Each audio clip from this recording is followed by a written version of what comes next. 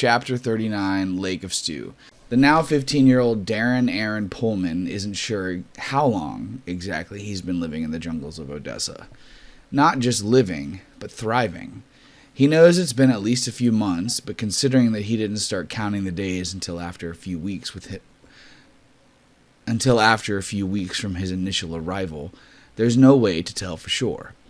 Unbeknownst to him, he actually celebrated his 15th birthday on the correct day, March 15th, 2177.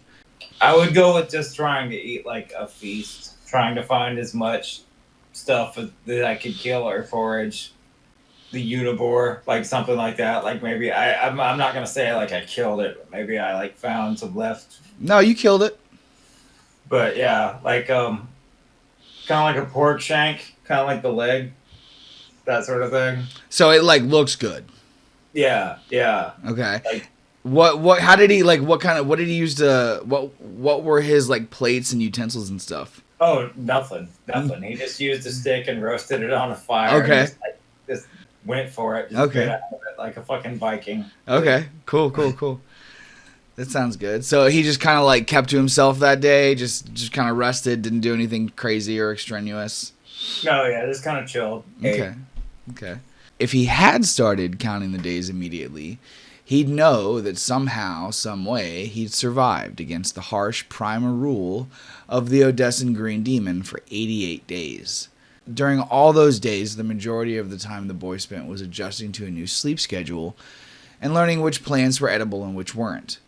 He'd had a particularly rough week after eating too much lily-gray seeds, thinking on more than one day, how is my body making this much diarrhea? I'm gonna die shitting myself to death out here. Thankfully, that illness passed, and with the help of a Unibor that had fallen into one of his traps, the boy had plenty of meat to re-energize himself. Another unexpected problematic hurdle to overcome was the trench foot that showed up on his left foot roughly a month into the experience. God damn it. Darren had made a habit of leaving his shoes behind at camp during his hunts to remain as silent as possible. Because of how wet the jungle is, this meant hours and hours of his feet being submerged in warm, often bacteria-filled water. The swelling had started first, followed by the smell of decay, and eventually the searing pain as an infection set in. This was a lesson that cost the boy another week and a half. Instead of sleeping inside the Beltry during that time, Darren instead slept near the fire each night. He made sure to keep both feet warm and dry, as well as his socks and shoes. I'll never go hunting barefoot again. What the hell was I thinking? I need to make another set of boots or something so I can switch them out with these while they're drying. Eventually, the swelling, pain, and infection subsided enough for the boy to continue his schedule of daily hunting. Whenever it rained, however, which was usually once a day, Darren's foot throbbed with a reminder of his hubris. So, like, every day, his foot's throbbing. More than all of those difficulties, though, Darren's biggest struggle was easily with his addiction. He'd started sneaking into teachers' personal suites on Eden's Rise at 11 to steal whatever alcohol he could find. They'd never caught him once. During all that time, he'd only ever drank alone. It had started with sips after particularly intensive combat training sessions, but eventually evolved into daily intake after dinner, then after lunch, and eventually in the morning when he'd woke up to begin the day. It's why he'd so easily formed a bond with Bobby as quickly as he had on the Curnunculus. For the first time ever, Darren had had a drinking buddy. After everything that had happened with Goldie and Nux in the sewers with the Bebops, Darren had tried to stop drinking. Roz and Bobby had even tried to help with positive affirmation and praise. It hadn't helped. Darren would just wander off to the murder bunker provided by Haas and drink throughout the night alone. Living in the jungle, he'd had no choice but to stay sober. For weeks, he'd spent tasting as many different fruits as possible, hoping to find some source of liquor, but had failed the entire time. The purple stone puffs that he had gathered kept him high enough when he needed them, which had recently become a daily need. Never really reached the level of joy that the alcohol had brought him. I definitely want him to have been scavenging. Yeah? And maybe stumble across a couple of sites from the hunters trying to find the prisoners, just aftermath stuff of that. Anything I could salvage, scrap from that. Okay. Digging through their pockets, looking for liquor, that kind of shit. Like, scumbag shit. Right. Definitely thinking a lot about why the fuck no one's tried to find me yet, why I got stuck out here in the first place. The perception mostly is that we basically were raised and imprisoned by a hypocritical government, and they want you to do the thing they want you to do when they say they want you to do it. But if you do it of your own volition, then all of a sudden, oh, ooh, that's a problem. And I feel like the rest of the team's kind of like simping to Odessa. On May 4th, 2177, so it's been 88 days, and it says, somewhere in the middle of the second month, Darren had been pushing the boundaries of his hunting area further and further out. One morning, while skirting the edge of a large cluster of the encroaching mushroom forest, Darren had heard gunfire. Instinctively dropping to the ground to give himself cover, the boy laid chest down in the mud, wide-eyed and focused. Moments passed before the hail of bullets picked back up. The sound was somewhere from his right, roughly a few miles away. During the event, he counted at least 4 separate guns being fired. Not one for caution, he sought out the sound, hoping to find a group of hunters to either kill or steal from. To his dismay, he'd never found anybody. That didn't stop the boy, however, as it was on this day that Darren changed up his plans from simple daily survival to something grander. Now, on May 4th, after patient, diligent searching, the excitement of completing such a massive task is upon him. His hair is long and gangly. He's taller, much thinner, but carved out of muscle. His face is painted with a combination of mud and different natural dyes found within the jungle. Like 2 long lines, like... Okay, sweet. He's lock-stocked and ready to rock with a quiver full of poison-tipped arrows, his bow, Pestilence, and a near-complete bodysuit of armor forged from the shells of slayer wasps. On his walk, he thinks about his time at Eden's Rise. Nurse Droid B3 would sing the 1928 folk classic by Harry McClintock called Big Rock Candy Mountain to him. The thought of her killing herself in the heat sink only moments after calling Darren a monster filters into his mind, but the boy shakes that memory off, preferring the earlier one instead. From his own voice now, Darren sings to himself, one evening as the sun went down and the jungle fire was burning, down the track came a hobo hiking, and he said, boys, I'm not turning. I'm headed for a land that's far away, beside the crystal fountain. Come with me and we'll go and see the Big Rock Candy Mountains.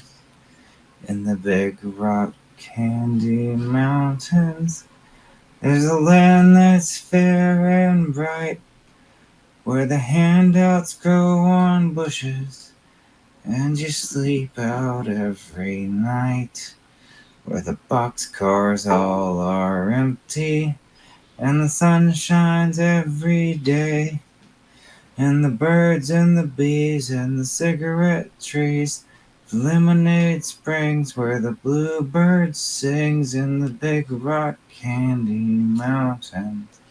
In the Big Rock Candy Mountains, all the cops have wooden legs, and the bulldogs all have rubber teeth, and the hens lay soft-boiled eggs. Farmers' trees are full of fruit, and the barns are full of hay.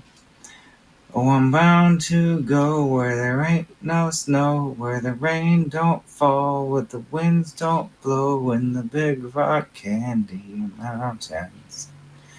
In the Big Rock Candy Mountains, you never change your socks, and the little streams of alcohol come trickling down the rocks. The brakemen have to tip their hats, and the railway bulls are blind. There's a lake of stew and a whiskey too. You can paddle all through it in a big canoe in the Big Rock Candy Mountains. In the Big Rock Candy Mountains, the jails are made of tin, And you can walk right out again as soon as you are in. There ain't no short-handled shovels, no axes, saws, nor picks. I'm going to stay where you sleep all day, where they hung the jerk that invented work in the big rock candy mountains. I'll see you all this coming fall in the big rock candy mountains. The day before, while sitting on a ridge overlooking a lush valley, Darren had been enjoying the sunset and polishing Gutspiller, his switchblade, when to his surprise, a flare had burst up from the tree line far below him. The small red flame hung in the air as if time had frozen it while the boy stared there in confusion. His concentration was shattered moments later, however, when a series of handgun bullets were fired. The recognizable cry of a Unibor filtered up through the trees towards Darren, and he stood up in realization. Staring down the ridge towards the canopy below, he was unable to see anything, but when the nearly imperceptible sound of laughter hit his ears, it was clear. He'd found another encampment. Night had come, and Darren had made sure to eat and drink whatever he had left in his pouch of resources, which had amounted to a little bit of like Unibor, like jerky, like dried out meat, and any kind of water he could have kept in some sort of container. Okay. Sleep had been difficult because the excitement of potential wouldn't stop nagging his mind. They've at least got a handgun, he thinks. And it's unlikely that they're going to eat that entire Uniborn at night. I mean, I guess that depends how many exiles there are. Once the morning came, Darren gathers up his equipment and, using his plethora of silk bell-tree vines, fashions a rope long enough to climb down the ridge to the valley below. He's sort of struggling with it while he's trying to, like, keep an eye on the encampment at the same time to make sure that no one sees him. He can't see it at all. Like, there's another block of canopy trees, like, completely blocking him. So he knows there's something down there. He just doesn't know how many people or what it is. All right. It's still taking it slow just because I don't want to alert any of the fucking wildlife or anybody that might be roaming. Okay. So after he gets down to the bottom of the ridge, it takes him roughly maybe like 15 to 20 minutes of like looking around through the trees because like he can hear laughter and talking and there's like drum beats and stuff. And can you see the new map? Yeah. Okay, so roughly right now, it's like probably about 8 o'clock, 9 o'clock in the morning. Like the sun has recently arisen. So it's daylight. And Darren is essentially up there in the corner of that map. And he can see that there's like tent structures and stuff. But from where he is, he can't see anybody. Let me read what it says. It says, the camp is situated on a hill with a protective rock wall of boulders providing safety around the back half. There are 7 personal tents that would easily fit 2 occupants each, all positioned in a semicircle. In the center of the camp, a fire with 4 chopped log chairs has been fixated. There's a pile of chopped wood nearby. There's a tent where they keep all of their provisions of food that they're storing. Finally, there's a larger centralized tent that looks as though it could hold roughly 4 people comfortably. Random crudely made barrels and boxes lay scattered around the larger tent, clearly attempts by the exiles to provide themselves with some kind of storage system. It's 8 o'clock in the morning, and like you're kind of obscured, like you can't fully even like see. You just can count that there's all of those tents. So there's at least 9 people, potentially 18 to 20. There's enough space for 20. Shit. That's not good. It's the only way they've been able to survive for 4 months. Darren is special. I mean, he was trained. These are regular people. These aren't people that were fucking trained. So are these like other exiles? Yeah, these are other exiles. These are not hunters. I'm going to watch them for a second, and then I'm going to make a noise. Okay. I want to position myself on the hill behind the big tent. kind of near the second tree. So like right here. Yeah. Okay. Yeah. When he gets up on top of the hill of boulders overlooking the backside of the camp, sitting around the campfire, Darren sees two teenagers. They're both older than Darren, and they're each wearing what were once obviously orange prison jumpsuits. After the 4 months that they've been out here, however, even with weekly washes, the suits have turned a permanent brown. The two boys have cut the sleeves from their jumpsuits, and Darren can see with ease that they're covered in the same tattoo markings as many of the bebops that he had observed in the sewers. He can hear talking and laughter from elsewhere within the tents, but he's unable to get a solid gauge on the group's numbers as of right now. Do I have anything I can use to cause a distraction? Something to draw them out? See the numbers?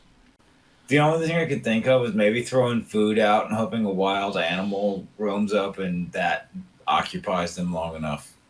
Well, we just established that you ate what was left of the food in your pouch. Yeah. Like so all I have on me is you've got your my bow and arrows. You've got armor on your back, armor on your legs, and it's just like the Slayer Wasp shells. Okay. You've got the Gut Spiller knife, the switchblade. Oh, Gut Spiller is on the end of that spear. Remember? Yeah. So he's got the spear, he's got the bow and arrows, he's got the armor, and I mean he's had 3 months. So if you want to like think about maybe some other shit that he's crafted, like lay it on me, and I'll say yes or no. Do I have any kind of arrows that if I shot them into the fire, it would cause sort of an explosion, but not necessarily let them know that someone fired an arrow? Anything combustible? Roll a survival. I don't want to like actually damage anyone. I just want to make them look at the fire, like cause enough of a ruckus that they come out to check on it. I just want to be noisy enough. Oh yeah. So much like one of our previous heroes that was stranded out in this jungle for weeks. I mean, Victor was only stranded in this jungle for 2 weeks. Darren has been in this jungle for 3 months. Much longer.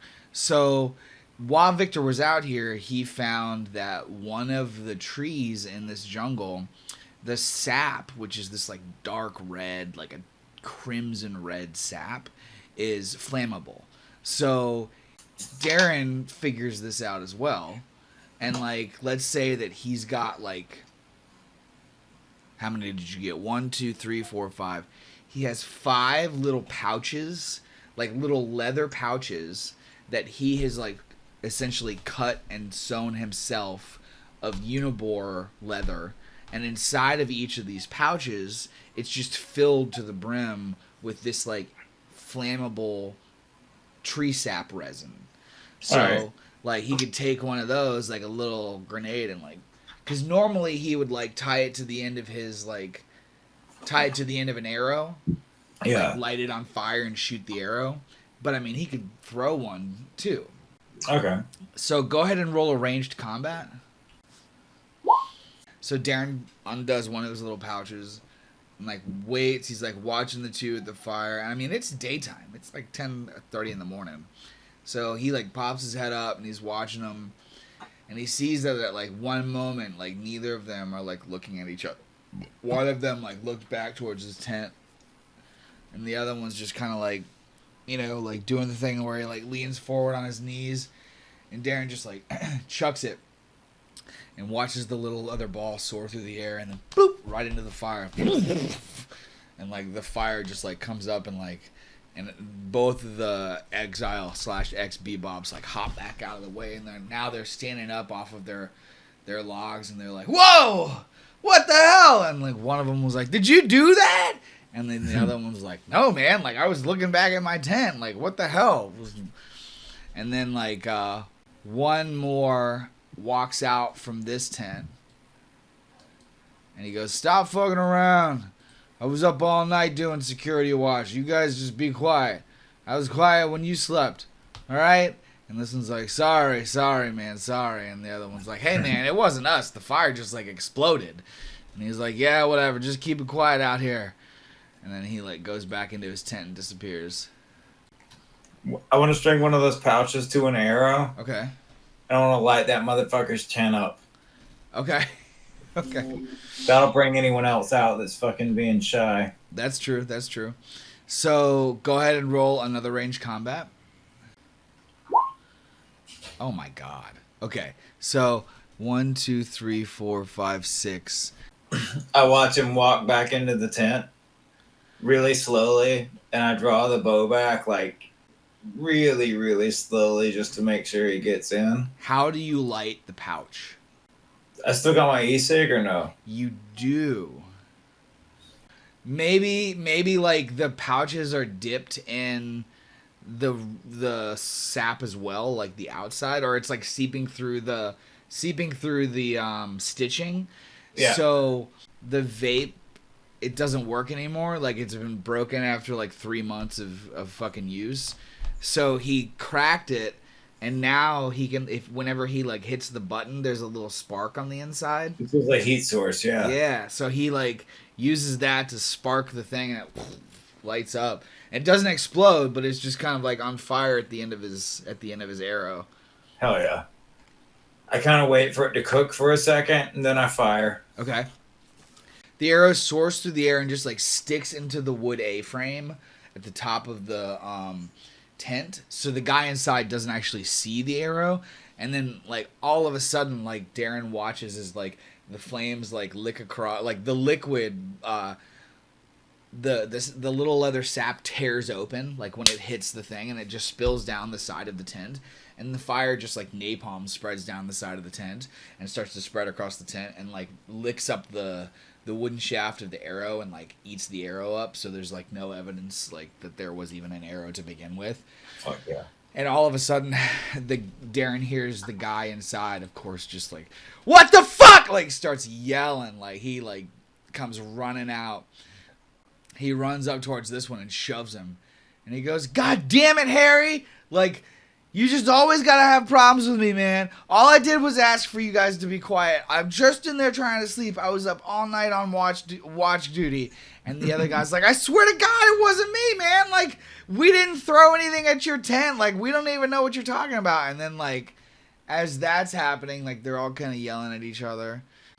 You see 1, 2, 3, 4, 5, 6, 7, 8, 9 guys all kind of come out.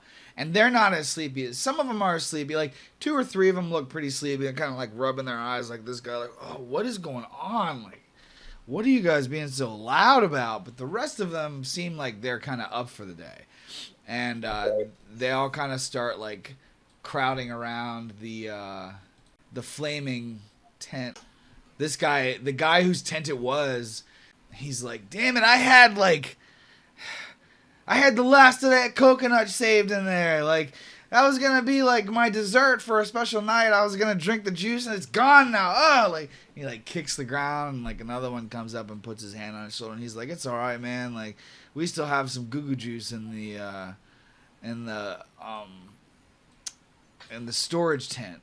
And then, like, kind of, there, not everyone kind of comes around, but some of them are kind of milling around, like, just kind of watching it burn. And then, like, one of them, he's like, "All right, who's gonna come over with me to the well to, like, get some water for this?" And then the guy whose tent it was, and 3 guys kind of, like, you see them, like, all walk down this little path that they've made and kind of disappear. But, like, they're heading over towards a well in this direction over here somewhere to get some water. And, like, but as that happens, the numbers of the group stay consistent when all of a sudden Darren sees Joffrey, Emery, and the Thunt, all 3 of the Bebop captains, walk out of the main larger tent. And Joffrey's like, "What's going on out here, guys?" And then another one's like, "I don't know, man. Something weird's happening. Like, first the fire lit up, and then a couple seconds later, Josiah's tent just went into flames. They're down at the well getting water now." And the Thunt just kind of like starts looking around. Roll a mobility with a -2 because it's daylight. All right, so Darren succeeds at like kind of crouching down and like staying hidden, and the Thunt does not see him, but he's looking around up in the ridge in that direction, and like all of a sudden like Darren sees him, and like the flashbacks of them in the junkyard and the thunt like blowing off Darren's toes. And then later in the sewers when Darren got defiant and the thunt just like shot him a bunch in the chest. Like if he hadn't have been wearing that Kevlar vest, he would have died. And yeah, so it's just like that Kill Bill like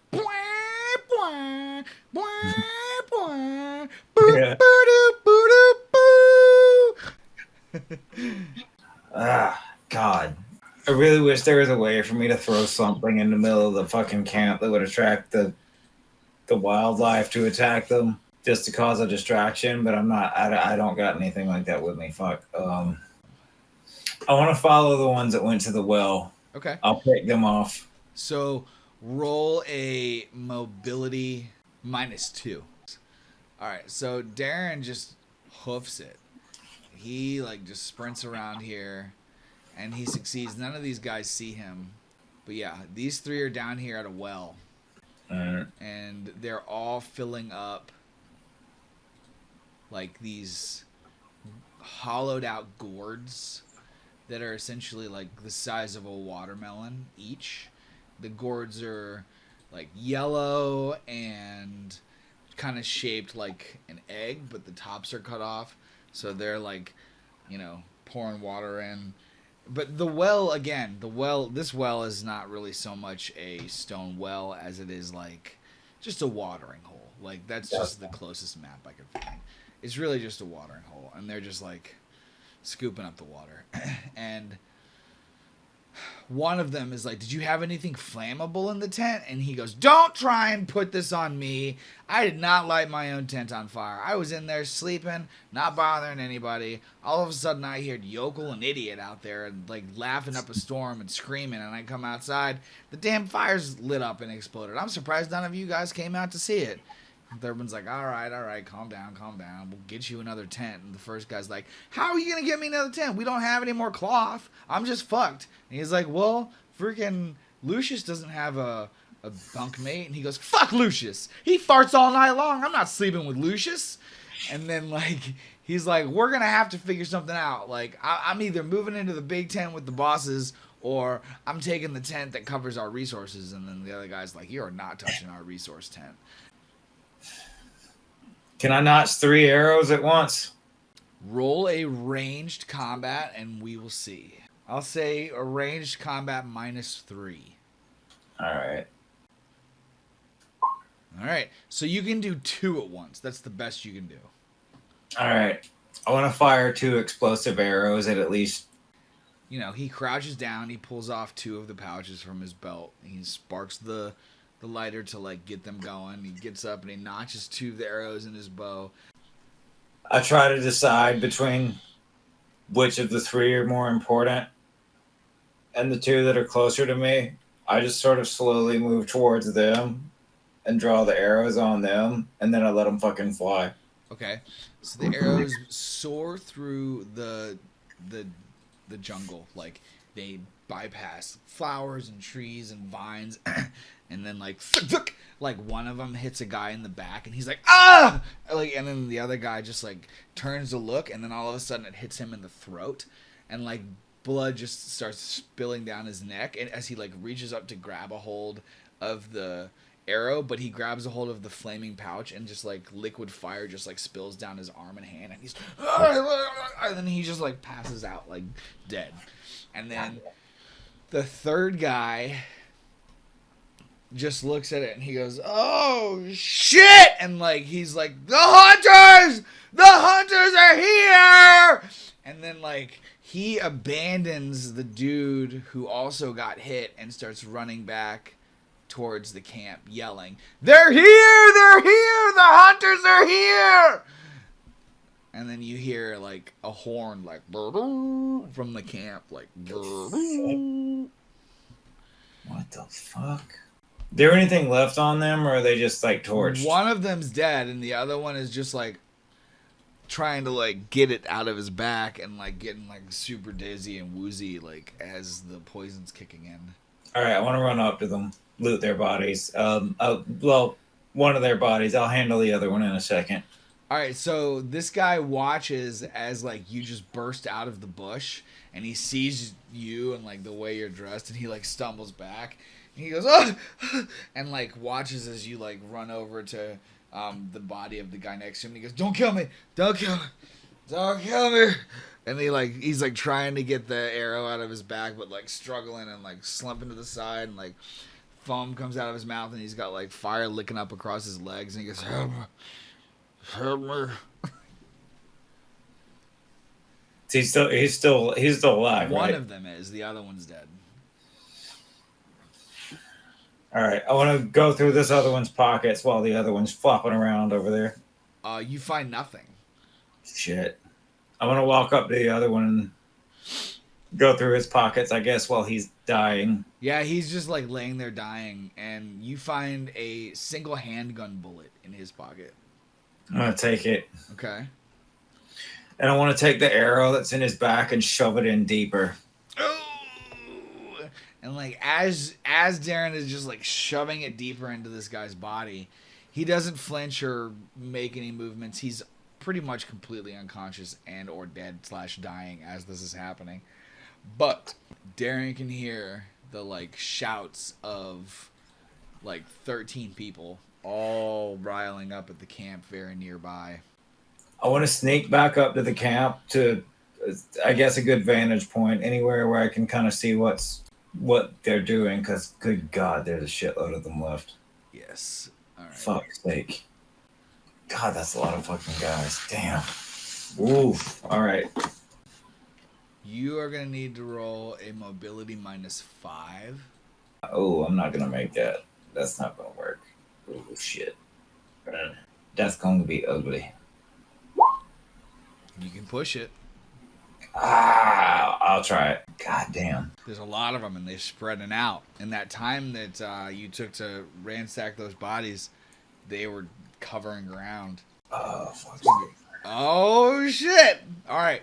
So he has a very stressful close call. He's slowly sneaking by, and he's trying to keep it cool because of how many fucking people there are. And he steps on a fucking branch, and it snaps, and he just fucking freezes. He listens, and like, since the other bebops are all like kind of like yelling towards each other, like, over here, like, their bodies over here. Oh my God, they're both dead. Like, as that happens, like, that's exactly when Darren steps on the thing, and like nobody hears him, and he's like, just straight up like, gets back up here. Yeah, hell yeah. He's unable to see all these people kind of come down here. He sees that, like, sticking close to the camp, there's still roughly 2, 4, 5, 6, 7, 8 people. But 1, 2, 3, 4, 5 of them go down, and like maybe 5 minutes later, you see as the dead bodies are like carried back into camp. One of the bebops is holding the arrow, and it's like broken, and he holds it up in front of everybody, and he goes, "We found this. It was sticking into his back." He's got 2 of them. He goes, "This was in his neck. This was in his back." And then Joffrey walks over and like snatches one of the arrows out of the guy's hand, and like kind of looks at it, and he goes, "This is not a professional arrow. This was made in the jungle. How many of these were fired?" And like the one guy that like you didn't hit that got away, he goes, "There's only 2 of them. They fired at the same time." And he goes, and Joffrey thinks for a second. And he looks around to all the bebops, and he goes, "These aren't hunters. This is another exile. This is somebody here to take our shit." Shit. He goes, "Everybody on lockdown. Keep it local. Keep your eyes open. Keep your ears open. Anything that we see or hear, you let everybody know. Everybody be loud. Everybody be focused. We're not letting anybody get in on our shit." And then like they kind of drag the bodies over here, stick them in the back area, and then they're all kind of like keeping guard around. And at this point, it's like roughly about 11 a.m. and Darren is successfully hidden in his place. What all do I have at my disposal at this point? You have 1 explosive pouch. You have the spear, and you've got 8 arrows left. God damn. So I got the stuff I got in one handgun bullet. One handgun bullet. All right. And you see that Emery, the Thunt, and Joffrey all go to their tent and pull out AK-47s. And you see that 3 of the other regular exile bebops go to their tents and pull out handguns. The rest all collect like handmade machetes and daggers and spears. They've also got bow and arrows. I'm gonna try to get their attention, but in a weird way. Outside. I just want to give a strange kind of whistle, like a. The Thunt hears that and he goes, "God damn it! You out here trying to play games? You out here looking for some fun, some sport? Why don't you just stop being a coward and come on out? Stupid ass whistling, jackass." Just Okay, well, I'm just gonna take a shot at him. Explosive arrow. He wants to talk shit. okay. Fuck the Thunt. That's gonna be a ranged combat -4 because they're all like looking around. All right. Oh my god. Darren pops up, and without anybody seeing his ass, he fucking fires another arrow, and it strikes into the Thunt's thigh, and you watch as, like, you know, the fucking Slayer poison just, like, like, he starts to, like, stumble and drop, and, like, the bag bursts open, and his entire, like, leg just, like, lights on fire, and he's like, oh my god, like, I'm on fire! And, like, everyone around him just kind of, like, rushes in, and, like, they dumping water on his leg to, like, pour the leg off, and he goes, kill that motherfucker, kill him! And then, like, he just passes out right there on the ground, just unconscious. I'm gonna do it again from the trees. You are out of the bat. Oh, the whistle. Joffrey kind of like stands up and like you see him like he's like straight back and he goes, "We've got someone to kill." And he goes, "Fan out, fan out." He's up on that ridge somewhere. You watch as like these 3 kind of start coming around this side, while these 3 start coming around this side, but the rest kind of stick around to protect the Thunt. I want to try to hide from them. So go ahead and roll a mobility -4. Alright. Darren very successfully manages to hide from them. Even though both of these groups pretty much meet in the middle, up like where he's at. I want to climb up into the top of that tree. Just sit very, very still. As high as I can.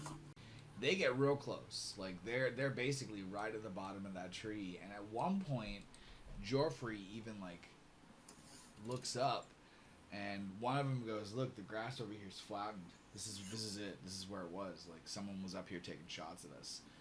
And like Joffrey kind of like starts looking up into the trees, and like his eyes cross right over Darren, but the trees are just so thick. Like the foliage is just so dense that there's just nothing that like he can see. Like he just is completely blocked from these fucking thick ass wet leaves. And he thinks for a second and he goes, "All right, we're gonna keep an eye on this spot, and I'll position one of you guys here to lay low, and this is probably where they're gonna try to come back to later. So let us know if you see anything." And the guys are like, "All right." And then at some point, this group kind of heads back down, but like both of them kind of lay down like underneath, like they like cover themselves, like they get like really covered up and just kind of like lay down quietly with, they've got their weapons ready to go, and like Darren's straight up just sitting up there for the whole fucking day. Like he has to be quiet for like literally all day until nighttime, so fucking 8 hours or some shit.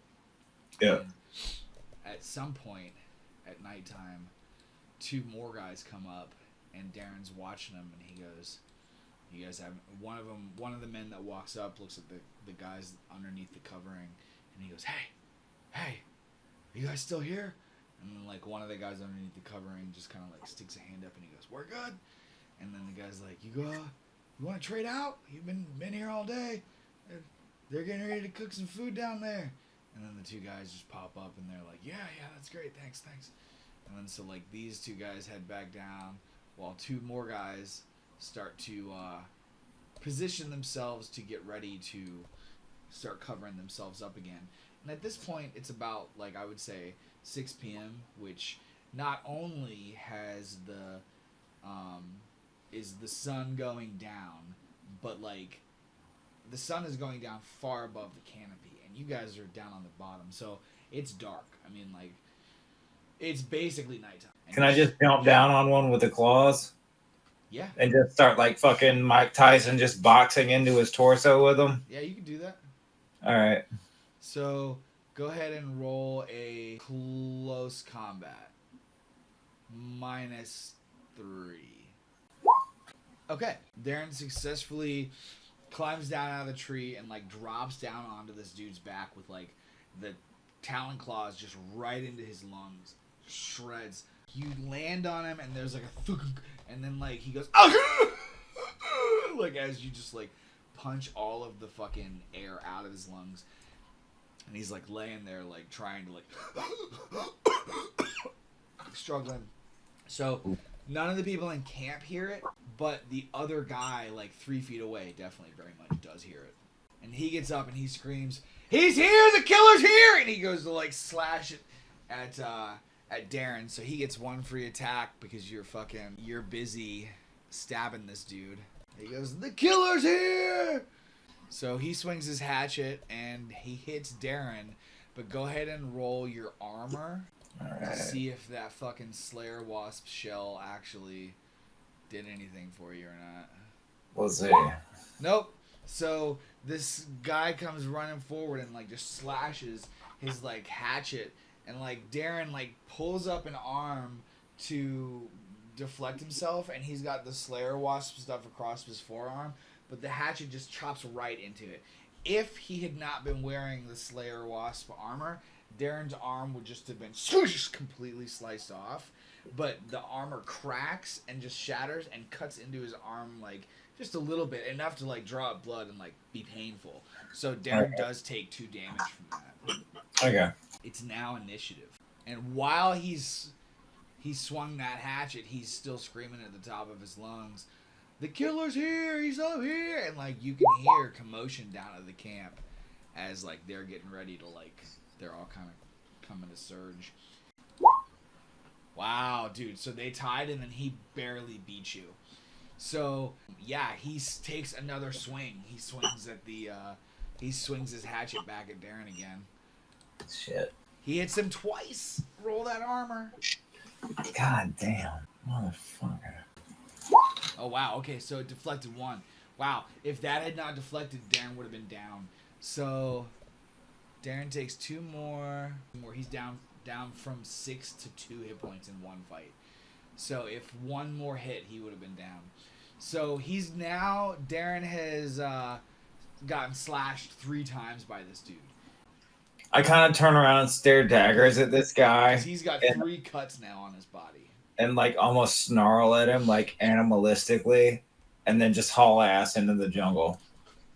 Okay, so as Darren runs off into the jungle, like, he, like, straight up leaps over a log, slides down a hill, runs up another hill, and, like, he hears the guy, like, "Over here, over here, over here," and, like, he's on his trail.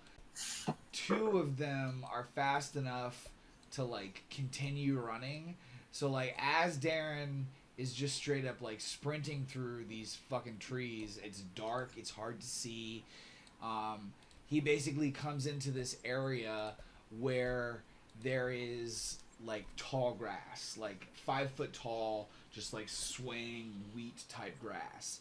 And Darren bursts into that fucking tall grass and just kind of vanishes. And, like, he's in there, and they all they reach the edge of the tall grass, and he can hear them yelling, like, he can hear him talking. He goes, "It was a kid. He was like us, but, like, just a couple years younger. I think it might have been one of those kids from the sewers. He looked fucking crazy. I hit him a couple times with the hatchet. He's hurt. He's look around for some blood, look around for some blood. And then, like, you hear one of them, like, I found a trail, he's leaking. And, like, so they start, like, following this blood trail through the tall grass because you're bleeding on the grass as you're moving through it. So you're roughly about probably maybe, like, 15 yards ahead of them at this point. But you're hidden. You cannot be seen. I kind of want to hide in the grass and wait on them to get close enough to me for me to make a move. Okay, they're moving in a tight group. They're moving in a cluster.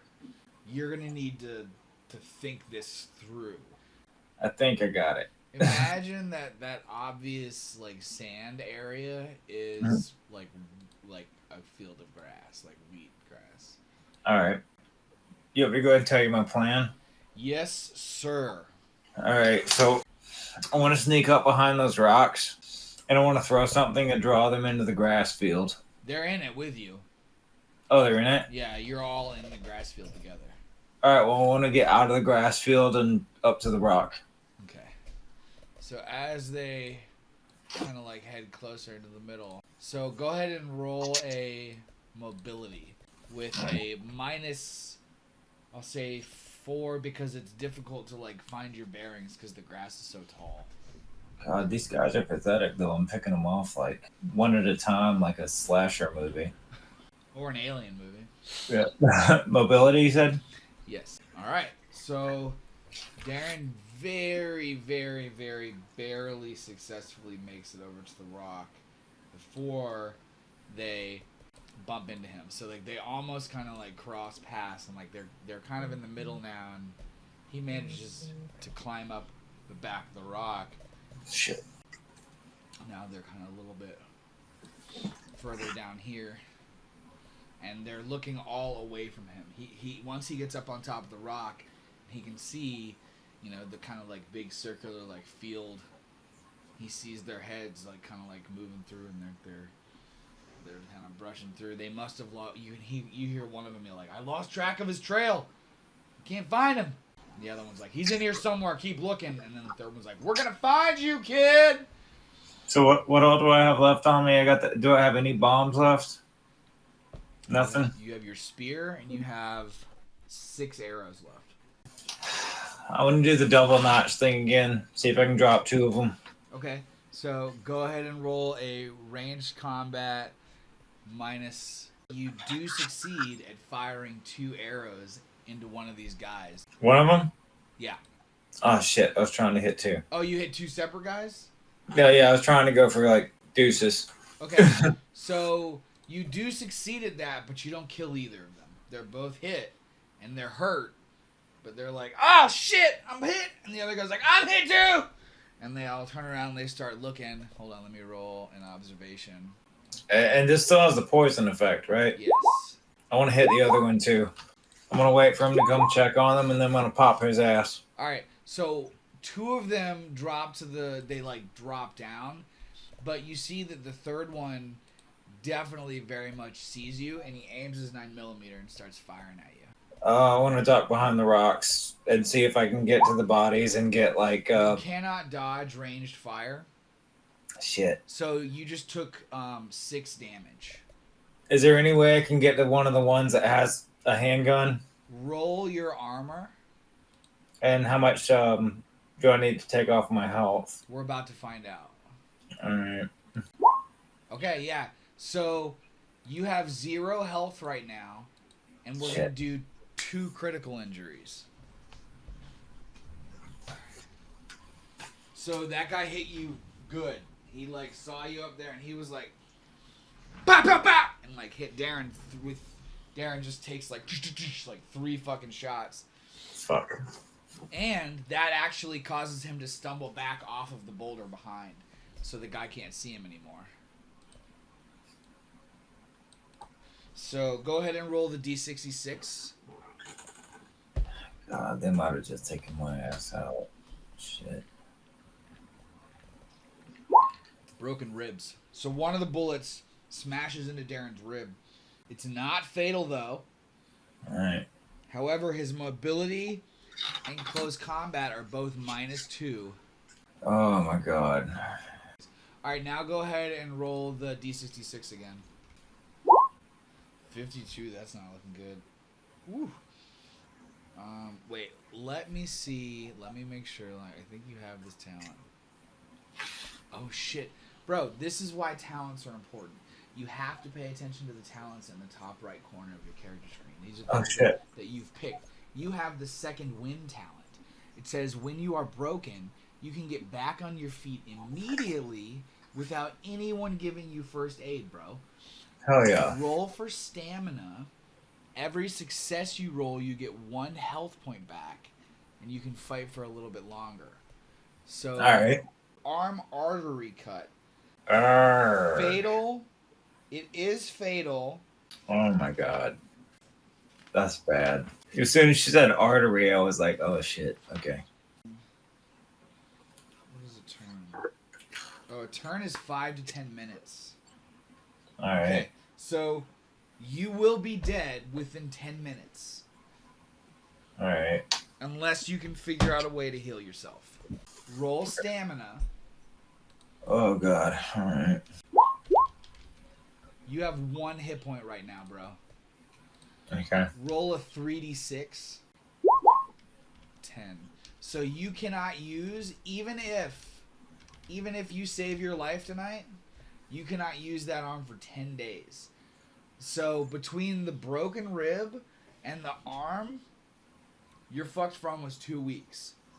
So you have 1 working arm right now, which means that you cannot use your bow to fight this guy, which means that you have to kill this dude. The other 2 guys are both down. They're poisoned. They're not getting up. They're done. Okay. You got 1 guy. It's you with a fucking spear and gut spiller, your original ass switchblade, versus this fucking guy with a gun.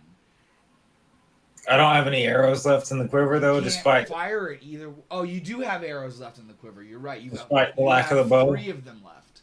Okay. You have 3 of those arrows left. That's right. I forgot about that. Good call. Okay. I don't have anything to heal with. Nothing. No, man. I mean, like, I want to do the whistle again and play dead. And when he gets close enough to me, I want to take one of my arrows and jam it into his fucking neck like a knife. Just all right. Roll manipulation with the poison. Oh gosh. All right. So it failed. So that guy had 2. That you only had 1. So he Shit. comes around and he sees you're laying there, and he goes, "That's not gonna fucking work on me." And he goes, "Blam, blam, blam," and he like fires into the grass. Roll mobility. But you succeeded at rolling away at the last second. And you're bleeding bad. Roll another panic. I want to haul ass to whoever has one of the handguns, and I'm going to use that 1 damn bullet I have to kill him. All right, you do keep it together. So this guy's coming around here. So you run back into the tall grass. Yeah. Roll an observation. Like I want to grab a handgun. Yeah. All right, you do succeed at finding their dead bodies, and you do see the handgun in the poison guy's hand. It's still in his hand. He's face down on the ground. Roll a panic. Is it loaded or? It is loaded. You keep it together. Yeah, it is loaded. So, Darren grabs the gun. Roll a mobility. So roll a panic, but you did succeed. You do get initiative. Oh yeah. All right, you keep. Wait. So 6, 7, 8, 9, 10. That one hits. Freeze.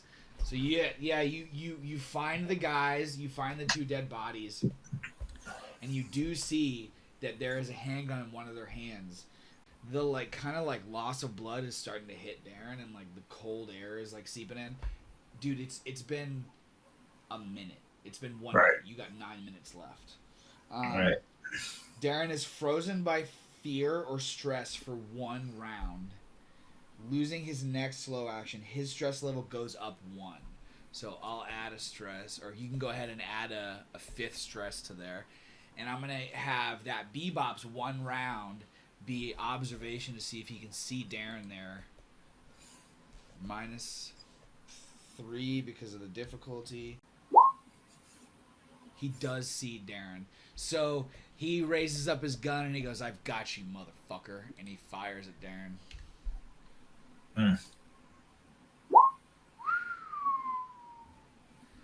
bro. Fucking roll your armor. Alright. Yeah, buddy. Let's roll 2 more critical injuries. That's not looking Twice? good. That's not looking good, bud. Darren gets shot in the stomach. So he's literally just bleeding out now. He's just like got holes in his stomach. He's like he can literally see his guts. Like he's holding his guts in. He's got broken ribs. He's holding his guts in, and his arm is just leaking blood. He's got just a couple minutes left. All of a sudden, there's just this like whoosh, whoosh, like flapping, and then just like you hear this like and like just like crushes down on the like last remaining Bebop, and like he's just all of a sudden just like and like just like rips out, just gets like ripped to pieces. What the fuck? And what the fuck? Then like I kind of want to be kicking back with my heels, like trying to back into the grass while that's happening. Like you're backing up. Yeah. The creature moves in on him fast, like a spider on gangly legs. Its movements are haphazard, chaotic, and erratic. Holy fucking shit. Darren's unable to predict the creature's position, as the way it's moving its body appears to be both smooth and jagged. It's like some kind of dance, Darren thinks, like a praying mantis. This pale, grayish skinned creature, however, looks nothing like a praying mantis, and instead could be best described as a nude, humanoid bipedal creature with long talons and protrusions off of its shoulder blades that look like wings, and a face that's so alien that the boy is unsure if he should scream or fall in love. Its eyes stare directly at and through Darren, glowing red in the dark like tiny roving little torches. Without warning, the assault comes, and the creature is on top of Darren before he can even open his mouth to scream. Pain surges through both of the boy's shoulders as the being's weight hits him like a freight train. There's a sudden sense of feeling light before Darren realizes that his feet are no longer on the ground. Gusts of wind accompany the sound of flapping above him, and as Darren looks up towards the continuous whoosh, whoosh of the creature's wings carrying him aloft, he realizes that he's no longer on the ground. With an unbreakable vice grip, the creature flies him over the jungle canopy towards the top of a nearby mountain that overlooks the city of Odessa in the distance. For a brief moment, it's the most beautiful thing Darren has ever seen. And moments after that, he starts to fade, and his arms loosen, and like all of a sudden, like his guts just fall out of his body. And like as like the thing is like carrying him over the sky, he looks down and he kind of tries to like hold as much of it in as he can, but his arm is just too weak from the blood loss. He's trying to speak, sort of, but mostly strangling on blood.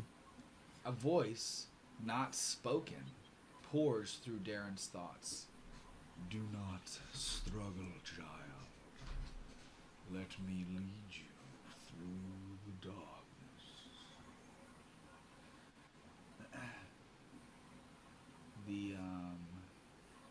Darren thinks, is this thing the devil or an angel? Should I be afraid? Why am I not afraid? Without warning, the nuclear Ambro demon's feet talons release Darren's shoulders in a shock of pain.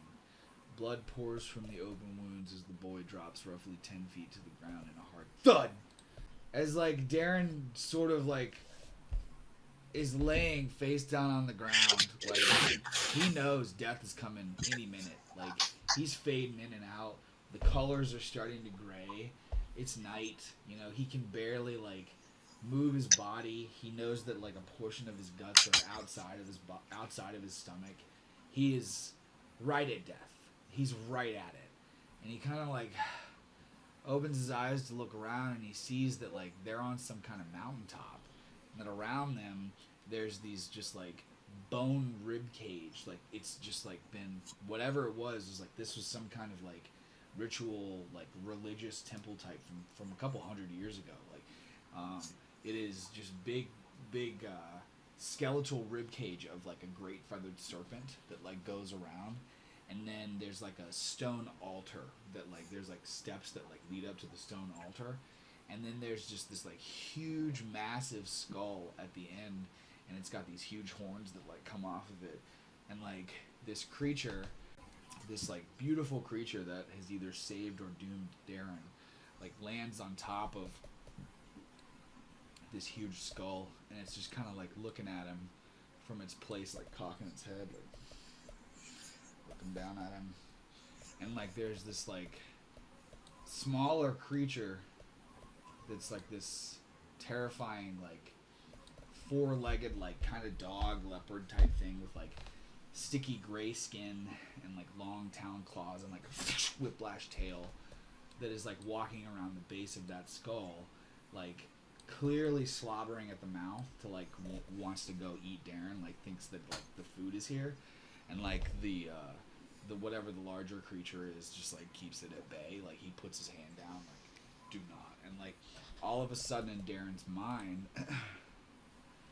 he hears the you are one of the children from the stars.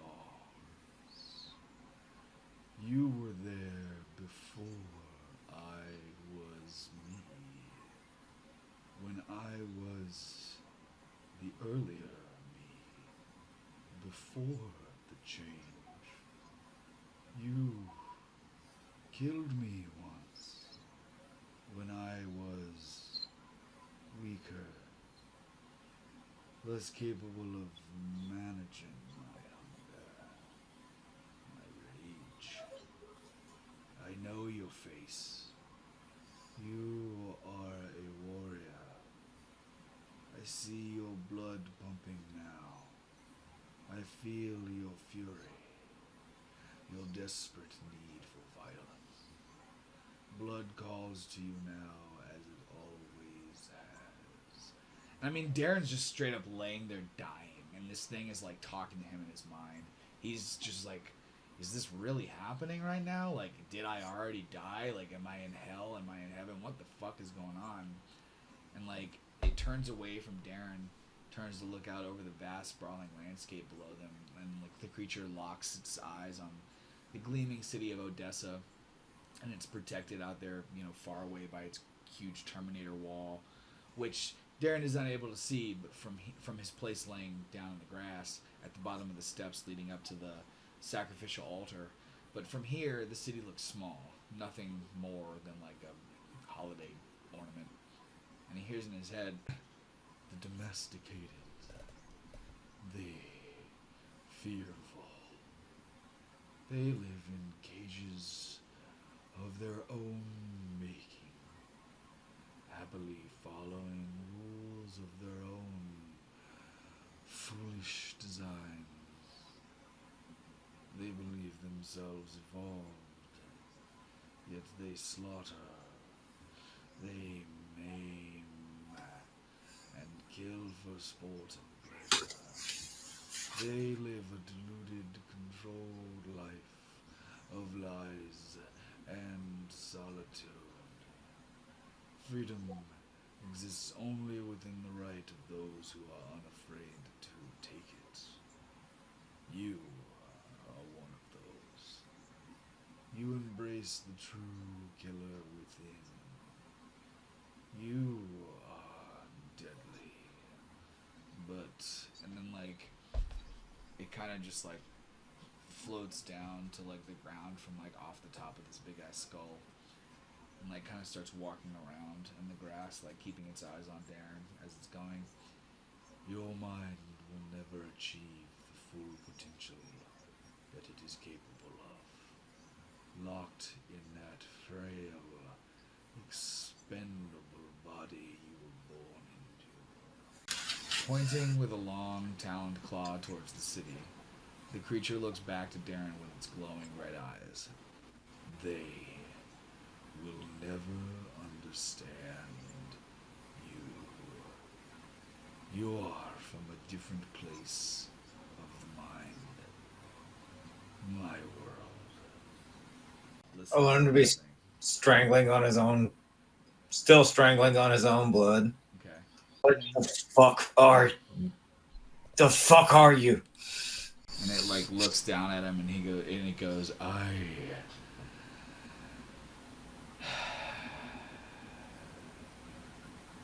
am a god. And then it like kind of just like reaches down and like gently like strokes his like blood-stained hair.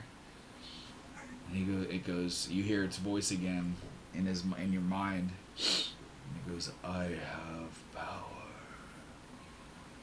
I can give it to you, what you seek.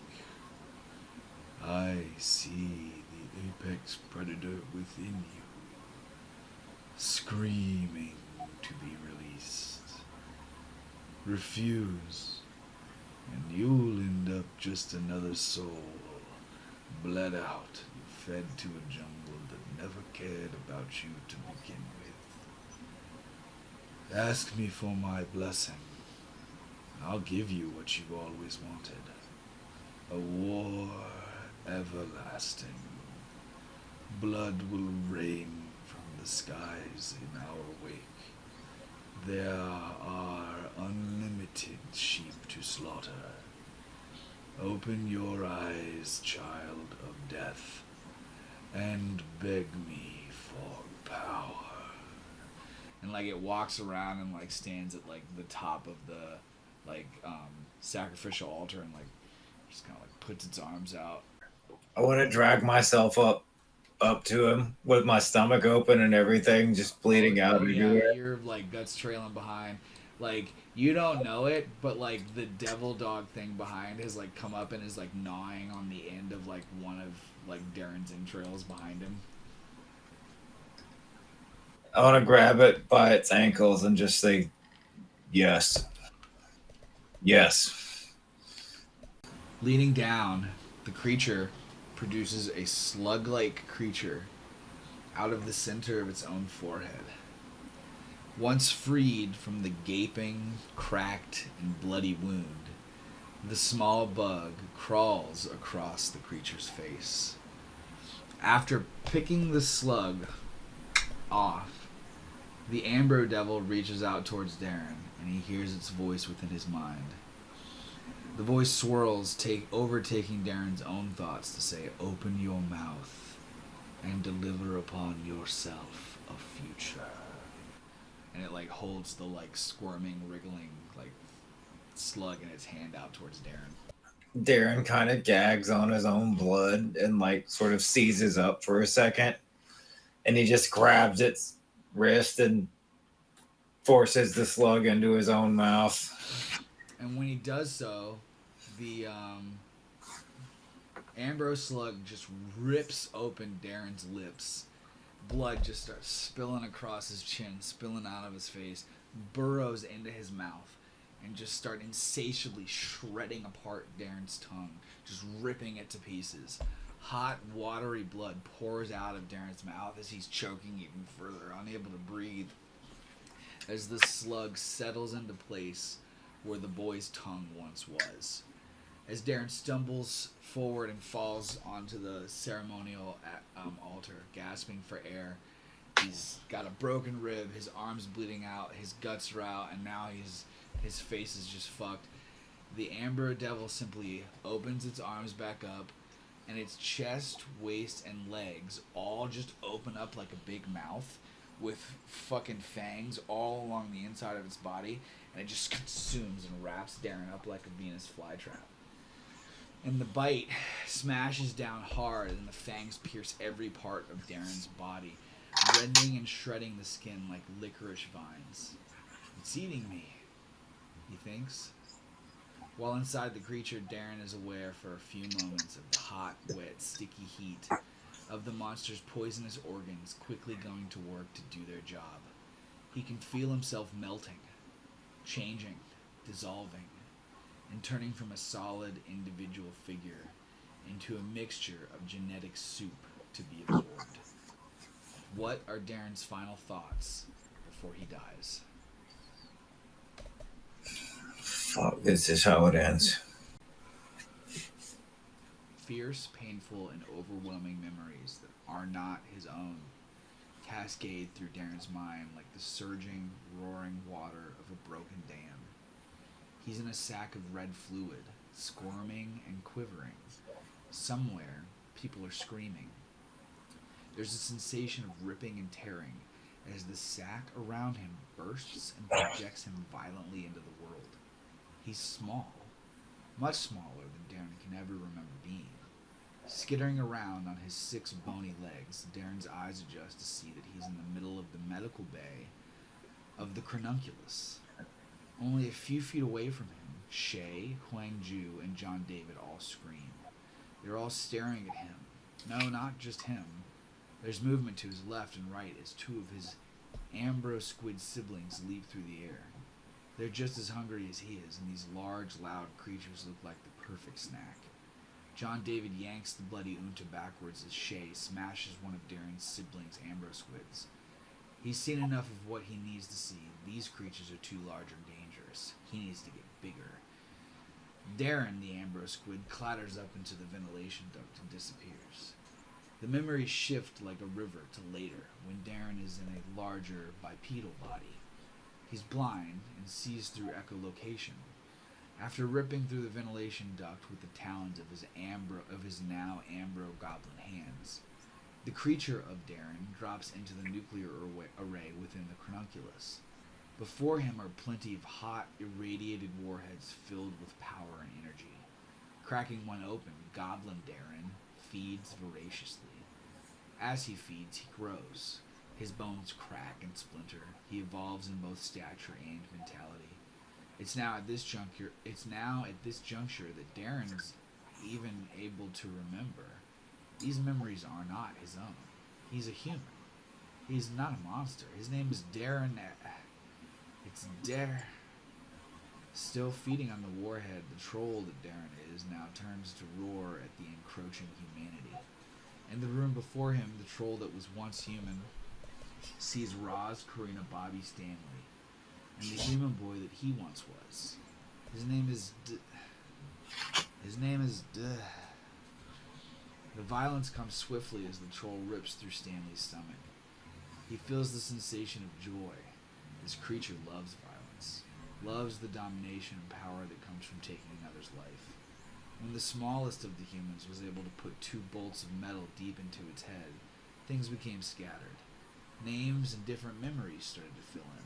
Someone else. Darren. There are 2 more names, though, and one of them starts with an A and another with a P. The static pulses in waves, and each time it seems as though he gets closer to the shore of memory, he's swept back out. Now, with an even larger and more dangerous body, the devil that was once a troll tears ruthlessly through a group of Odessan soldiers with a swift, delicate, and brutal mentality. They fell to his power as if they had been nothing more than ethereal beings created by a universe whose sole purpose for them was death. He'd left the ship then, and returned to his place of birth, the larger metal vessel drifting through the stars. There had been hours, days attempting to find a way back inside, but always met with failure. At some point, in the cold void of space, the creature had decided to sleep and simply wait for food to deliver itself. For a long time, sleep was all there was.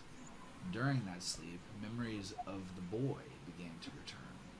And this time, more than just one name. He had been, and still was, Aaron. Why couldn't Darren remember? What had he done? When the darkness had ended, the creature found its home had decided to leave the stars. After being towed to the jungle planet that was the opposite of space. The city was filled with life. Too much at first for the creature, who had only lived thus far in complete silence. Upon waiting for darkness, the creature departed the spaceport and climbed the interior of the Interminator wall to flee towards the safety of the jungle below. For months, it had fed on wildlife, unmatched for predatory dominance. Occasionally, the soft, pink-skinned creatures that had harmed him on the ship would appear in the jungle. He'd feed on the occasionally the soft, Occasionally, soft, pink-skinned creatures that looked similar to those that had harmed him on the ship would appear in the jungle. He'd feed on the stragglers and the lost, fearful to see the faces of those that had once killed him. While on a hunt to collect another specimen of meat, the creature had been surprised to observe that another predator had arrived to claim the prizes before him. A predator with the face of one of the killers from the ship. A recognizable face. A face that it knew instinctively, because once it was him. No, not once. Still. Only more. He was, and still is, Darren Aaron Pullman. Now he's just more. 3 days later, Darren's eyes open with a shock, and he realizes that he's inside a large red pulsating sack of organic material. Veins run along the walls, and there's warm, sticky blood sloshing around up to his waist. He feels different, stronger. After blinking his eyes for a few moments, he's surprised to see that his pupils are now capable of taking in far much more light. The sack around him that used to be the Ambro Devil is alive still in some capacity, but no longer like it was. And as he stares at the veins around him, he can see dim shades of light pulsating through them, all running into an umbilical cord attached to where Darren's heart used to be. I float around on the fluid silently for a second and look at the cord. And I try to figure out what's outside of the encasing. Just pressing up against the walls, trying to look through it.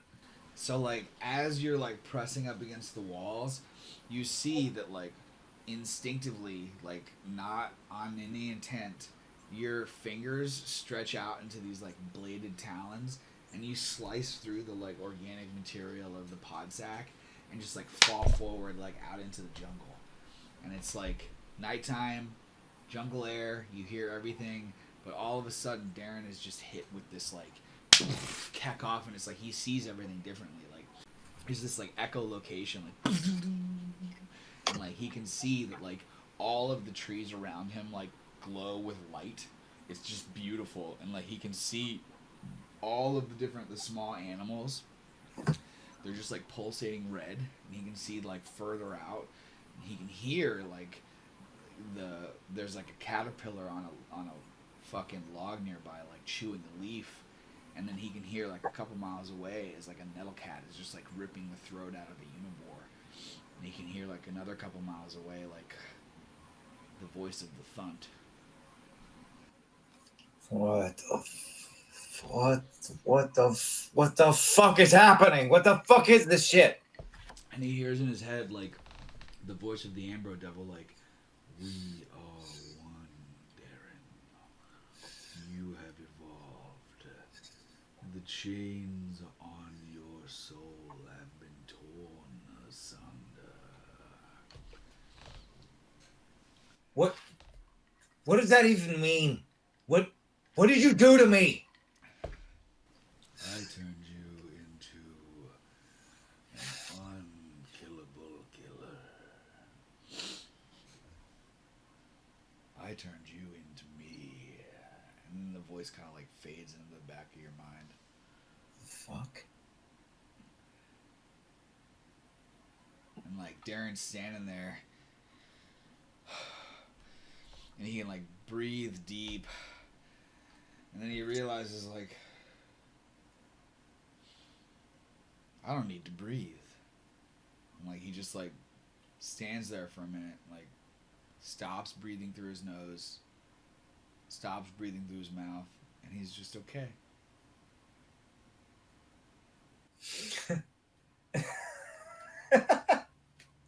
What the what the fuck is happening?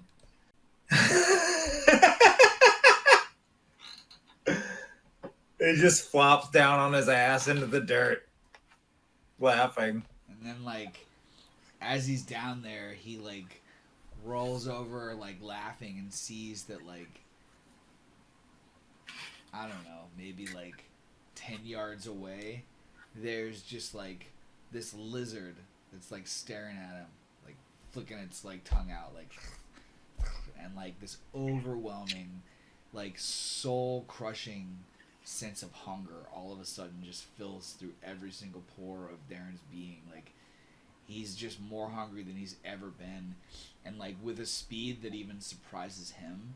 Just like essentially like not teleports, but like he moves so quickly that like he's just there. Like he thinks about it and he's there, and like grabs this lizard and just like lifts it up to his mouth and just fucking rips its fucking head off and like chews it, and like blood's coming down of its mouth, and he just continues to just like fucking rip the fucking arms off of the lizard, and he's chewing this thing, but it's just like it's not enough.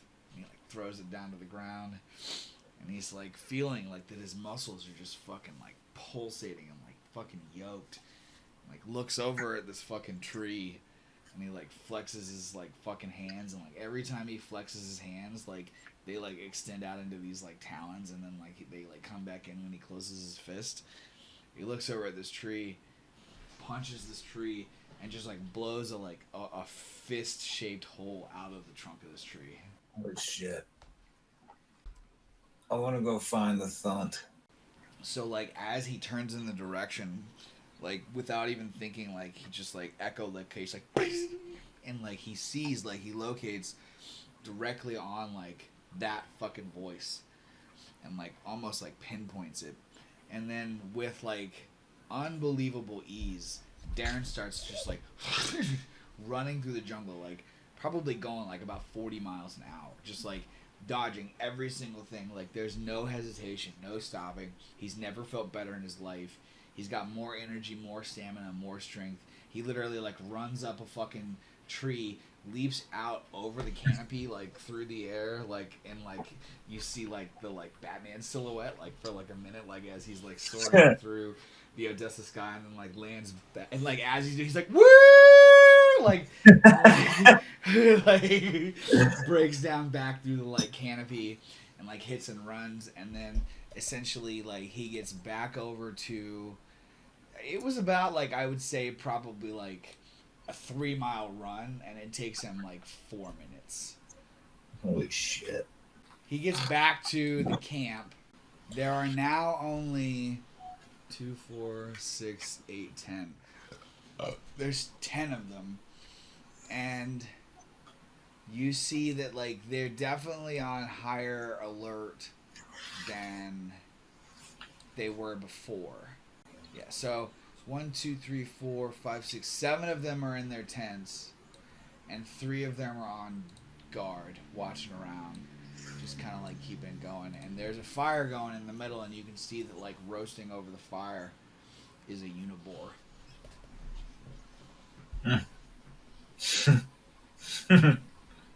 I want to watch them for just a second.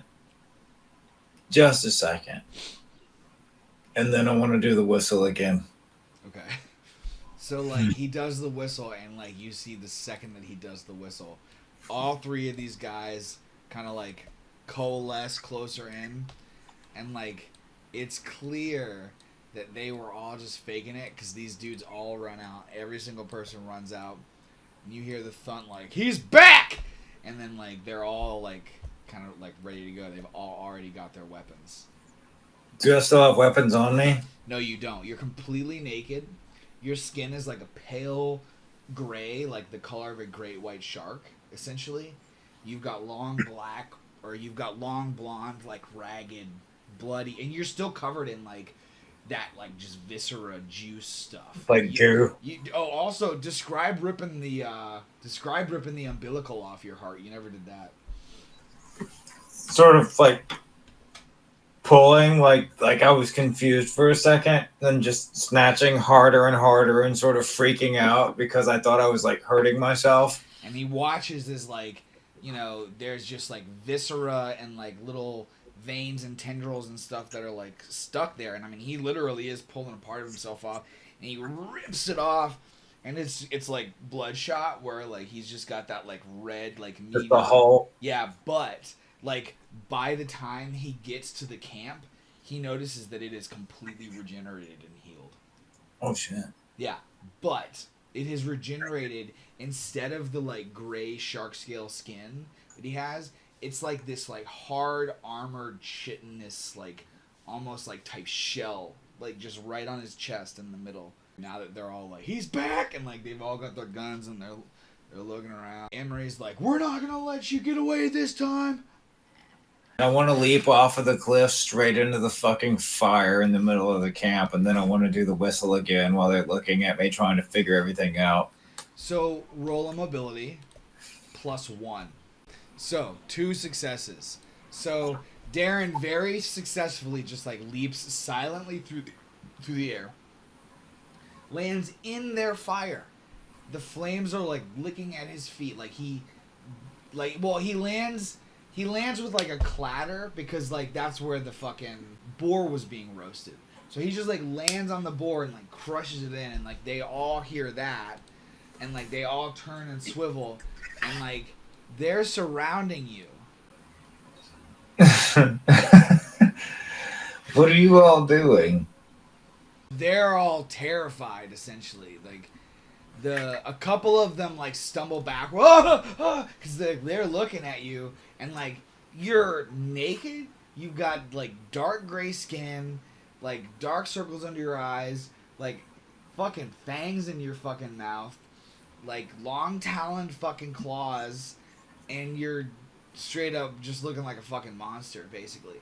So a couple of them scatter back, and Emery just screams. She's like, ah! And like, then the Thunt raises up both of his fucking guns to just like blah blah blah blah blah blah blah blah blah blah.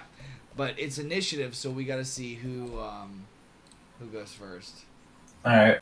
What's the one that was screaming? Emery, the girl. I want to sort of just go to where she is and grab her by the throat and say, shut the fuck up. Okay, so go ahead and roll a close combat. You can't push it because you don't get stressed. So that's one thing you can't do anymore. So right. You do squeeze it. He grabs her by the throat and he like lifts her up and he says, shut the fuck up. And then it is now her turn. And like while she's in his fucking grasp, she tries to... What does she even have? She pulls out her static pistol, her like stun gun pistol, and fires that at Darren like point blank to try to like get him to drop her. You now have a armor of 6, so 2. But yeah, so she fires twice at Darren with her stun gun, but like when the charges hit him, they just like scatter around his body and do nothing. They don't hurt him at all. Then it is Joffrey's turn. Joffrey swings his spiked club towards Darren. Okay, so damage. Darren takes 4 damage from the spike club. So Joffrey basically comes up and just like swings this fucking spike club, and like spikes like straight up stick into the side of Darren's head, like his head.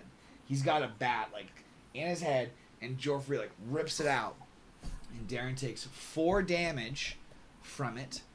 And then it is this Bebop's turn, and he screams, "Let go of her!" And like he runs forward with a hatchet. Armor deflects it. So you're just regular skin. Your regular skin deflects a fucking hatchet strike. Now it's the Thunt's turn. And the Thunt, what is he going to do? He fires. He just straight up fires it at Darren. Okay, so you block 2 of it. You take 2 damage.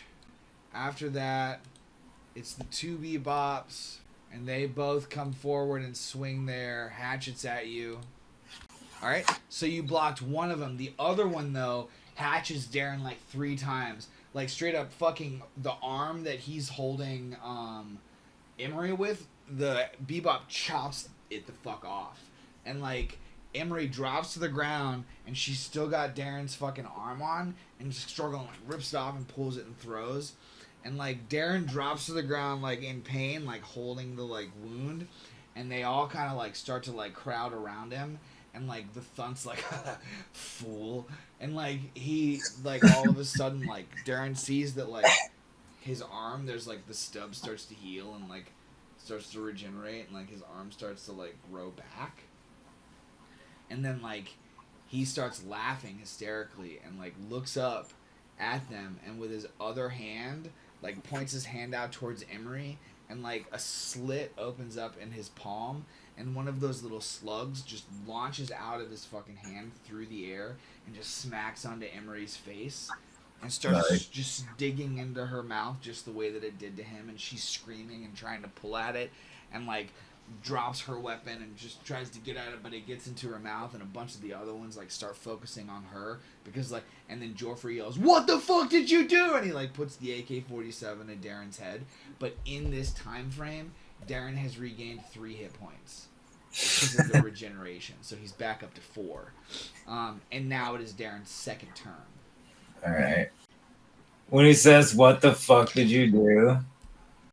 I want to grab the fucking AK like that, and then I just want to jerk it and like try to hit like other people with it, so he kind of shoots his own teammates. Okay, so go ahead and roll close combat. I'm gonna leave this one for last. Alright, he succeeds, and like when you do that, Joffrey accidentally kills one of the Bebops. Like, just blows him away, like, and he's like, "No!" And then, now that we're back at the beginning of a new round of initiative, it's Darren's turn again. What are you gonna do? And, like, at this point, your arm is fully grown back. I'm saying that to Joffrey. What are you gonna do? He's like, "I'm gonna fucking kill you!" And then, like, he tries to, like, swing the gun back towards Darren's face to, like, pull the trigger. I want to stomp kick my leg literally through his fucking middle section. Okay, so go ahead and roll close combat. Alright, so you do successfully do some damage to him, but it doesn't kill him. It does knock him backwards, and he like loses a hold of the AK-47. So Darren's still holding the like barrel of the AK-47 as he kicks this dude backwards. And it is now Emery's turn. And she... Alright, so Emery's turn, she all of a sudden, like, pops up. Like, she was just, like on the ground, just, like, shaking and stuff. But, like, she just, like, pops up, and she's got, like, blood coming down her face. And her eyes just, like, sheen red for a second. And she, like, kind of, like, looks up at Darren, and then, like, looks over to the other people, and is just, like... And, like, just straight up, like, charges, like, leaps onto the back of, like, one of these fucking exiles and just, like, tries to, like, start biting into his fucking neck. Oh my god. This is fucking amazing. And he's just, like, got her, like, screaming, and he's like, "Ah!" And, like, they kind of, like, spin off to the side there. And now Joffrey lost his turn because you knocked him back. Now it's the Thunt's turn, and the Thunt is just like, oh, like he sees Joffrey's down. He goes, "Joffrey, get up! This thing's gonna kill us!"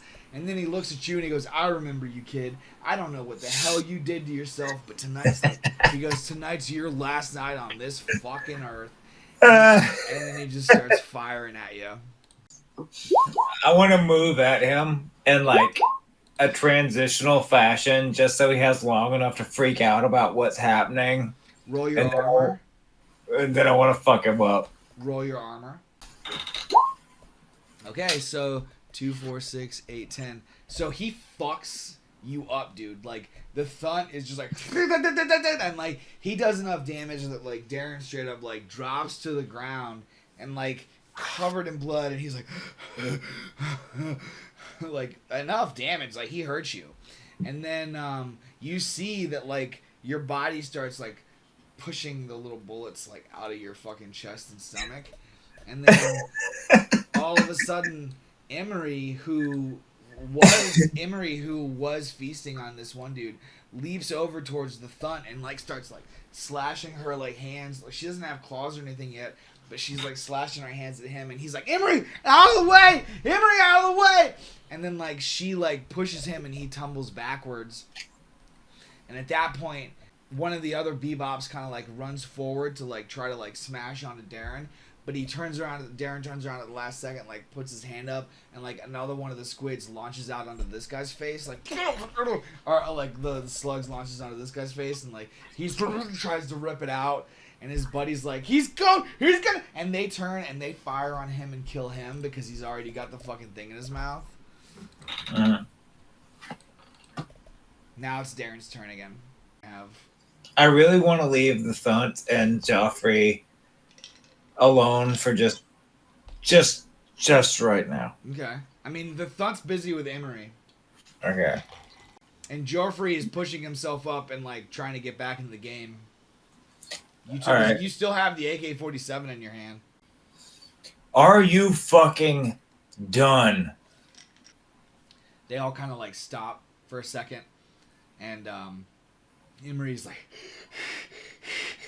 just like ready to fucking kill, and the Thunt's like, I'll be done when I'm dead, you freak! And like he pushes her out of the way and like goes to like fire at you again. Can I command Emery to restrain him? Emery, stop! So then like your eyes flash red when you do that, and your voice like gets like really deep, and like she literally just like freezes like in place. And Joffrey's like, what'd you do to her? What did you do to her? I gave her a fucking opportunity.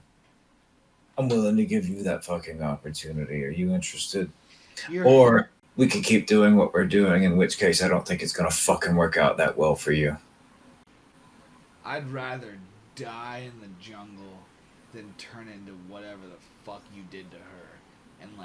And he like charges towards Darren. Emery, make an example of him. So she breaks out of her like freeze and just like leaps onto his back and just like puts her arms around his neck, and like he's reaching back and like grabbing at her hair, and the Thunt's like, Emery, and then like Joffrey is like, Emery, stop! And then like Joffrey comes up behind Emery and like stabs her in the back of the head with a fucking knife, and like she just like lets go of the Thunt and like drops down to the ground dead. Well, that wasn't very fucking nice, was it? You nervous? And then Joffrey yells, kill him! And then like all of the Bebops like just swarming around you with the hatchets. Oh, I'm just gonna start slashing with the claws. They can either stop or not, but just kind of like an outward swing. Okay. And just you see body parts fly. And like at the same time, all four of these Bebops just drop fucking dead. And one of them, I want to just take my hands and jam them like up through their fucking head like that. Okay, like up through the chin. Off the ground. Yeah, like up through the chin and lift them off the ground. One more chance. And like I'm giving you literally one more fucking opportunity. And like as you say that, you turn around and the only ones left are the Thunt and Joffrey.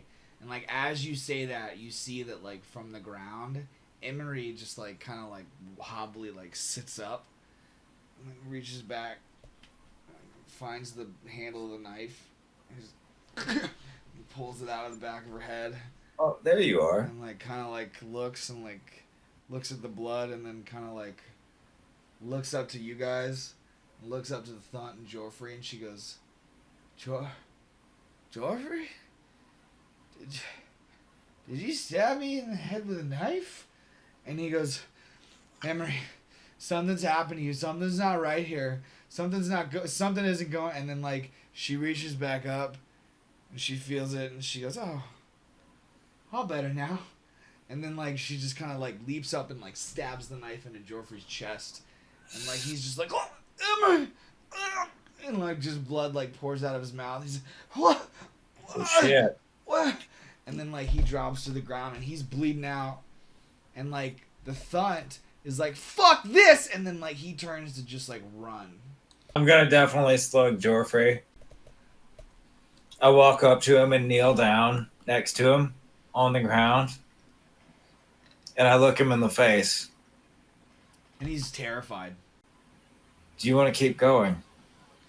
He like just kind of like and just kind of like very like just nods. Done. You do as I say from here on out. Otherwise, you die here. And he's just like nodding. Are we clear? He's just nodding. And like tears stream down his face. Fuck it. Deal. He starts blood gushing out of his mouth, acting like he's having a seizure. And goes very, very still, very, very limp for like a solid 60 seconds. And then he sits up and looks at us. And like reaches up to his chest, pulls the knife out. Thinks for a second, and then like drops it, and then all of a sudden like shakes it, and he's like just goes ballistic, just like Emery did at first, where he's like, "Ah!" and like just kind of like leaps up, and like just runs into the jungle after the scent trail of the Thunt, and Emery and Darren chase after him, and the three of you are just like, whoosh, whoosh, whoosh, like moving quick, and like you catch up to the Thunt, and like he's up sort of like against this like river. He's like stuck. Essentially behind him is like fucking crocodiles and shit and piranhas and everything else, and then there's just you guys. And like he turns around and he's only got one of his pistols left, and he like aims it up at the three of you, and his hands are shaking, and he's like, Joffrey, what did you do? And like Joffrey just like screams and like charges him and like leaps up into the air, and like the Thunt's like bah, bah, bah, bah, bah, bah, bah, and like unloads his clip into Joffrey. He's got no bullets left, and like Joffrey lands on the ground like still dead, kind of motionless, like unable to move. And like describe what and Emery is just kind of like walking slowly like next to Darren, keeping her eyes on the Thunt, and she looks at the Thunt and she's like, it's really not that bad. You really shouldn't fight so much. And she smiles, and like the slug kind of like it's still in her mouth, and like kind of like comes out and like licks the side of her face, comes back into her. He's just the Thunt's just like, oh god, and he looks at Darren and he goes, I should have killed you in the goddamn junkyard, you fucking monster. Huh? I'm a fucking monster. Me? I'm a fucking monster? Please fucking elaborate. How am I a monster? We didn't want anything. We were just there to steal. We just wanted to make a life for ourselves. You showed up and you murdered you murdered some. Look what you've done. You killed everyone. Fucking scumbags. You killed my whole family. You don't have a fucking family. I know, because you killed them.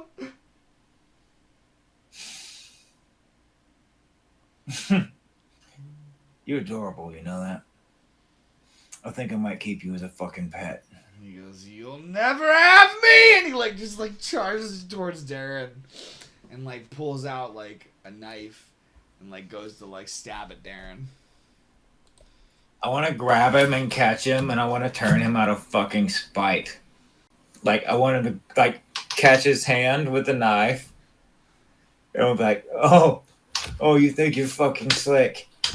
You're going to be just like your friends in about 10 minutes. And then I just want to grab his face. And, oh, shit, like right into it? Yeah, just like that.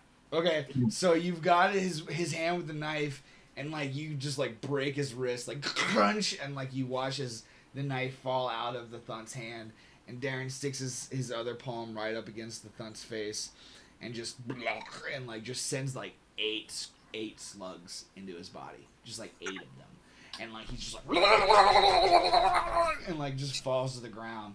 You watch as like he does the same thing, where he just like he kind of dies for a couple seconds, and same thing Joffrey wakes up, and he's kind of like clear-headed now like Emery, and he looks over and he looks up at the moon, and he's like, wow, it's so beautiful. How you feeling, buddy? And he just like kind of like crawls over and like hugs Darren's leg, and he goes, thank you. You're welcome. And then Emery walks over and like kind of looks down at like the Thunt, and like he's still kind of like twitching and stuff, And she looks up to Darren and she goes, "So what next?" Next, we go home. And we'll call it there. And that'll be it for the night.